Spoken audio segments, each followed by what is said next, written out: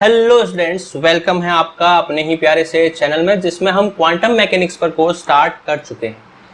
यह मेरा favourite topic है और वीडियो के लास्ट तक आपका भी फेवरेट टॉपिक बनने वाला है। इस वीडियो में हम क्वांटम मैकेनिक्स क्या है, ये कैसे डेवलप हुई और इसके क्या एप्लीकेशन है, इनके बारे में डिस्कस करने वाले हैं। तो आइए स्टार्ट करते हैं इस जर्नी को। तो कहानी की शुरुआत होती है 19वीं शताब्दी के अंत में और 20वीं शताब्दी के प्रारंभ में, जब जो है तीन बड़े एक्सपेरिमेंट किए गए जिसने न्यूटन्स लॉ, थर्मोडायनेमिक्स और इलेक्ट्रिसिटी और मैग्नेटिज्म इनके कॉन्सेप्ट की नींव को हिलाकर रख दिया और डेवलप हुई दो ब्यूटीफुल सी थ्योरी, क्वांटम मैकेनिक्स और रिलेटिविटी। ठीक है, रिलेटिविटी के बारे में आप जानते हैं कि ये माइकलसन मोर्ले के एक्सपेरिमेंट को एक्सप्लेन करने के लिए डेवलप हुई थी और ये तभी काम करती है जब ऑब्जेक्ट जो है लाइट की स्पीड के आसपास मूव करता है। क्वांटम मैकेनिक्स वर्क करती है जब पार्टिकल के साइज एटम, इलेक्ट्रॉन या प्रोटॉन के साइज के बराबर हो, या एटम मॉलिक्यूल या प्रोटॉन और न्यूट्रॉन को ही बिहेवियर को ही एक्सप्लेन करना हो, तब हम क्वांटम मैकेनिक्स का यूज करते हैं। तो क्वांटम मैकेनिक्स कौन से एक्सपेरिमेंट को एक्सप्लेन करने के लिए डेवलप हुई, आइए पढ़ते हैं। पहला जो एक्सपेरिमेंट था वो था black body radiation. Black body के बारे में आपको पता है कि यह एक विशेष प्रकार का मटेरियल होता है जिस पर जितनी भी रेडिएशंस गिरती है उन सबको ये एब्जॉर्ब कर लेता है। ठीक है, ना तो रिफ्लेक्ट करता है, ना ही ट्रांसमिट करता है, ना ही इससे रेडिएशन आर पार जाती है, ना ही परावर्तित होती है। ये सारी की सारी रेडिएशन को खा जाता है, एब्जॉर्ब कर लेता है। ठीक है, और रूम टेम्परेचर पर इससे कोई भी विजिबल लाइट शो नहीं होती, इसलिए ये ब्लैक दिखाई देता है। तो फेरी ने एक ब्लैक बॉडी बनाई थी जिसमें एक स्फेरिकल ऑब्जेक्ट के अंदर एक कॉनिकल शेप जो है वो अरेंज करी, और उसमें जब एक होल के थ्रू रेडिएशन एंटर होती है तो वो रेडिएशन रिफ्लेक्ट होते हुए उसी में कैद होकर रह जाती है। तो ये परफेक्ट ब्लैक बॉडी की तरह बिहेव करती है और ये रेडिएशन ब्लैक बॉडी रेडिएशन की तरह बिहेव करती है।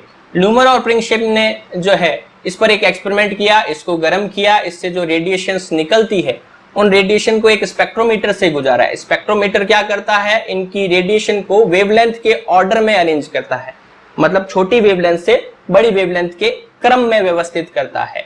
ठीक है, जैसे स्कूल में टीचर्स जो है वो छोटे क्लास और बड़े क्लास के जो बच्चों को अलग अलग करता है, वैसे ये स्पेक्ट्रोमीटर छोटी वेवलेंथ और बड़ी वेवलेंथ को अलग अलग करता है और फिर ये मिरर से टकराती है, टकराकर जो है किसी फोटोग्राफिक प्लेट पर प्राप्त कर ली जाती है। वहां पर ये वेवलेंथ के ऑर्डर में ही अरेंज होती है, छोटे से बड़े क्रम में, और उसके साथ साथ उसकी एनर्जी को मेजर कर लिया जाता है। और एनर्जी जिसको हम मोनोक्रोमेटिक एमिशन पावर यानी कि एकांक क्षेत्रफल प्रति सेकंड में जितनी एनर्जी उस पर फॉल हो रही है, मोनोक्रोमेटिक एमिशन पावर, और लैम्डा के बीच में ग्राफ प्लॉट कर लेते हैं। वो ग्राफ कुछ इस तरह से आता है।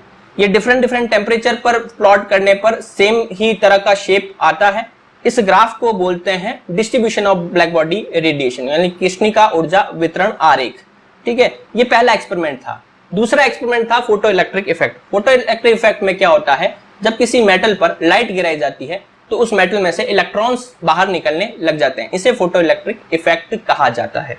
ठीक है, तो इसको अच्छे से समझने के लिए एक एक्सपेरिमेंट दोहराया गया जिसमें दो प्लेट्स को वैक्यूम ट्यूब में रखकर उसके साथ में बाहर सर्किट में वोल्टमीटर और अमीटर जोड़ दिया गया और उन पर जो है लाइट गिराई गई, और लाइट गिराने के बाद में जो इलेक्ट्रॉन्स निकलते हैं उसके बेसिस पे जो करंट फ्लो होता है और जो वोल्टेज होता है उनके बीच में ग्राफ प्लॉट किए गए। ये ग्राफ लाइट की अलग अलग इंटेंसिटी और फ्रीक्वेंसी पर बनाए गए। ठीक है, तो ये एक्सपेरिमेंट था फोटो इलेक्ट्रिक इफेक्ट।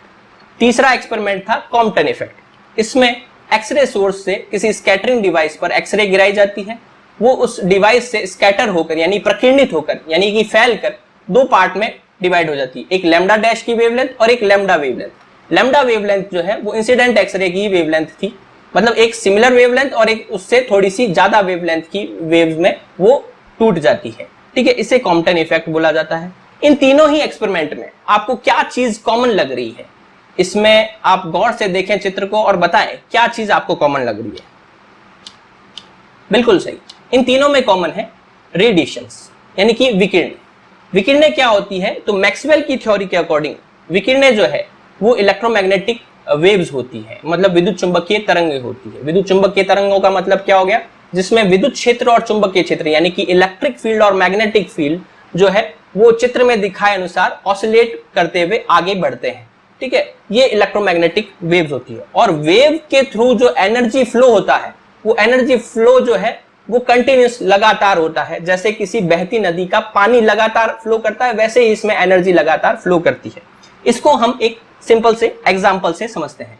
मान लो कि मैं कोई गाना गा रहा हूं, ठीक है, उस गाने के थ्रू जो है मैं एनर्जी का फ्लो करवा रहा हूं। जो लिसनर है, जो मेरा फैन है, वो मेरे गाने को बड़े आराम से सुन रहा है, उस तक मेरे गाने की जो एनर्जी है वो कंटिन्यूसली फ्लो हो रही है। अब मान लो कुछ जलने वाले लोग हैं जो क्या करते हैं, मेरा गाना सुनकर जो है मेरे पर पत्थर फेंकना स्टार्ट करते हैं, ठीक है। अब वो पत्थर जो आ रहे हैं वो कंटिन्यूस नहीं आ रहे हैं, वो रुक रुक कर आ रहे हैं। तो पत्थर के थ्रू जो मुझे एनर्जी मिल रही है वो लगातार नहीं मिल रही, रुक रुक के मिल रही है, ठीक है। तो पार्टिकल से जो एनर्जी मिलती है वो रुक रुक के मिलती है, टुकड़ों टुकड़ों में मिलती है, जबकि वेव से जो एनर्जी मिलती है वो लगातार मिलती है। तो वेव की एनर्जी कंटिन्यूस होती है और पार्टिकल की एनर्जी जो है कंटिन्यूस नहीं होती, क्वांटाइज्ड होती है, ठीक है। कंटिन्यूस और क्वांटाइज्ड में एक फर्क जो है हम इस एग्जांपल से भी समझते हैं। कंटिन्यूस का मतलब होता है जो लगातार चेंज हो वो कंटिन्यूस होता है, और जो क्वांटिटी किसी एक मिनिमम नंबर के गुणज के रूप में या इंटीग्रल मल्टीपल के फॉर्म में लिखी जाए वो जो है क्वांटाइज्ड होती है। जैसे अगर आप किसी ऊंचाई पर चढ़ रहे हैं तो आप या तो रैंप के थ्रू चढ़ सकते हैं या आप सीढ़ियों के थ्रू चढ़ सकते हैं, ठीक है। रैंप के थ्रू चढ़ते हैं तो आपकी ऊंचाई कंटिन्यूस चेंज होती है, सीढ़ियों के थ्रू चढ़ते हैं तो आपकी ऊंचाई, जैसे यहाँ एक सीढ़ी की हाइट 0.5 दे रखी है, तो आप पहली सीढ़ी पर होंगे तो 0.5, दूसरी सीढ़ी पर आपकी ऊंचाई 1, तीसरी पर 1.5। आपकी ऊंचाई जो है वो 0.5 के इंटीग्रल मल्टीपल में ही चेंज होगी, ठीक है। तो यहाँ जो हाइट है वो क्वांटाइज्ड है, यहाँ हाइट जो है वो कंटिन्यूस है, ठीक है। अब देखो कि हमने ये प्रूव कर दिया कि जो रेडिएशन है वो वेव्स है, और वेव्स है तो उससे एनर्जी फ्लो होगी वो कंटिन्यूस होगी। जब हमने ये माना और इसके बेसिस पर तीनों एक्सपेरिमेंट जो शुरुआत में हमने डिस्कस किए थे उनको एक्सप्लेन करने की कोशिश की तो हम फेल हो गए। हम किसी भी एक्सपेरिमेंट के जो रिजल्ट है उनको एक्सप्लेन नहीं कर पाए। तब मैक्स प्लांक ने एंट्री मारी और उन्होंने कहा कि ये जो रेडिएशंस होती है इनके साथ जो एनर्जी जुड़ी हुई होती है उसको आप वेव नहीं मानकर छोटे छोटे पैकेट के रूप में मान लो। उन पैकेट को उन्होंने नाम दे दिया क्वांटा या फोटोन, ठीक है। और उन पैकेट्स की एक पैकेट के पास में जो एनर्जी है वो मान ली E बराबर में h न्यू, जहां न्यू जो है वो रेडिएशन की फ्रीक्वेंसी है और h एक कांस्टेंट है जिसे प्लांक कांस्टेंट कहा जाता है। इस तरह से क्वांटम थ्योरी की शुरुआत हुई। मतलब लाइट को जो है या रेडिएशंस को वेव नहीं मानकर छोटे छोटे पार्टिकल्स के रूप में माना गया, और इस थ्योरी को अप्रूवल भी मिल गया क्योंकि इनको नोबेल प्राइज मिला था, ठीक है। और उन्होंने सक्सेसफुली जो है उन थ्योरीज को एक्सप्लेन भी किया था, इसलिए वो इस प्राइज को डिजर्व भी करते थे। लेकिन यहां पर एक और पंगा हो गया। वो क्या कि हमने लाइट के थ्रू कुछ एक्सपेरिमेंट और एक्सप्लेन किए थे, जैसे कि इंटरफेरेंस और डिफ्रैक्शन, ठीक है, ये व्यतिकरण और विवर्तन। उसमें हमने लाइट को वेव माना था। मतलब व्यतिकरण क्या होता है आपको याद दिला दूं कि किसी द्विछिद्र पर यानी कि डबल स्लिट पर जब हम लाइट गिराते हैं तो सामने पर्दे पर ये इस तरह का पैटर्न दिखाई देता है, चमकीली और काली पट्टियां दिखाई देती है, ब्राइट एंड डार्क फ्रिंजेस दिखाई देती है। और ऐसा ही फ्रिंज पैटर्न जब हम एक सिंगल स्लिट पे गिराते हैं तो दिखाई देता है, जिसे हम डिफ्रैक्शन पैटर्न कहते हैं, ठीक है। तो ये दोनों ही तभी हो सकते हैं जब लाइट को हम वेव मान के चले। जैसे अगर मान लो यहाँ पर डबल होल किए हुए हैं और मैं किसी तोप से जो है लगातार कुछ गुब्बारे फेंक रहा हूं तो सामने वाली दीवार पर मुझे दो पट्टियां दिखाई देगी। वो पट्टियां कहाँ होगी, जहां इसकी सीध में, जहां ये छेद हो रखे हैं उसकी सीध में मुझे पट्टियां दिखाई देगी। वहां गुब्बारे जाकर टकराएंगे तो वहां जो है उन गुब्बारों का कलर जो है वहां पर बन जाएगा, इसलिए मेरे को केवल दो पट्टियां दिखाई देगी। तो दो स्लिट है तो दो ही पट्टियां दिखाई देगी। लेकिन हम क्या देख रहे हैं, लाइट जब दो छेद से गुजरती है तो वहां दो पट्टियां नहीं दिखाई देकर बहुत सारी पट्टियां दिखाई दे रही है। इसका मतलब लाइट पार्टिकल की तरह नहीं बिहेव कर रही, लाइट जो है वो वेव की तरह बिहेव कर रही है, क्योंकि बहुत सारी पट्टियां केवल वेव की कंडीशन में ही हो सकती है, ठीक है। तो यहां से प्रूव होगा कि लाइट जो है वो वेव है। दूसरा, डिफ्रैक्शन जो होता है लाइट में, जब वो लाइट किसी होल से पास होती है तो किनारों से बेंड हो जाती है, किनारों से मुड़ जाती है, ठीक है।